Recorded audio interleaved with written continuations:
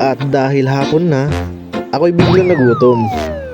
At ito na nga't dali-dali kong pinunta ng aking motor, kinuha ang aking helmet, remote, at ako'y pupunta sa Santa Teresita. Dahil bigla tayo nag-crave ng pansit batil patong. At dali-dali ko nga pinaandar ang aking motor. At dito nga'y palabas na tayo sa aming bahay. Pagkalabas ko, ayan nandito yung mga batang makukulit naglalaro. At dito ngayon nasa barangay Balong na tayo. At bago ka malabas papuntang highway, kailangan mo muna dumaan sa barangay Balong. Dito na, malapit na tayo sa highway. At dito na nga, nasa highway na tayo. Ito ay papuntang Patao. Dire-diretso papuntang Patao, Santa Teresita, Gonzaga to Santa Ana. Ito, nasa tulay na tayo. Malapit to sa San Vicente. Papunta na rin tayong Patao sa mga oras na to. Habang binabaybay ang kalsada, di namamalayan, nasa Magdalero na tayo. At ayan, nag-video muna ako.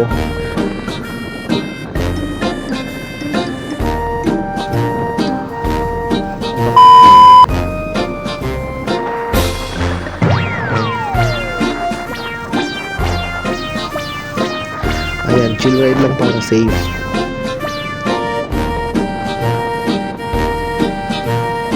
At dito nga, nasa Santa Teresita na tayo. Kaya binabaybay na natin ang kahabaan ng kalsada.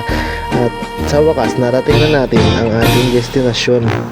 Dito, dali-dali akong umorder ng pansit batil patong worth 100 pesos. At dito na nga, minekos na natin ang sahog. At ayan, binilisan ko na kumain dahil may pupuntahan pa tayo. Magsusundo pa tayo sa barangay Tambak. Ayan, binilisan ko na. Nag-order na din ako ng soft drinks para may panulak.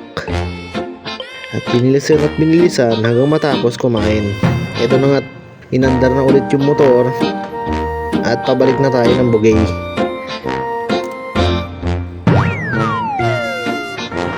Dito nga, binabaybay na natin ulit ang kahabaan ng kalsada.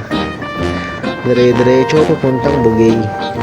At sa wakas, nakarating na tayo sa barangay Tambak. Dito pala tutuloy yung mga delegates ng DSPC. Yun lang! Let's go! Bye-bye!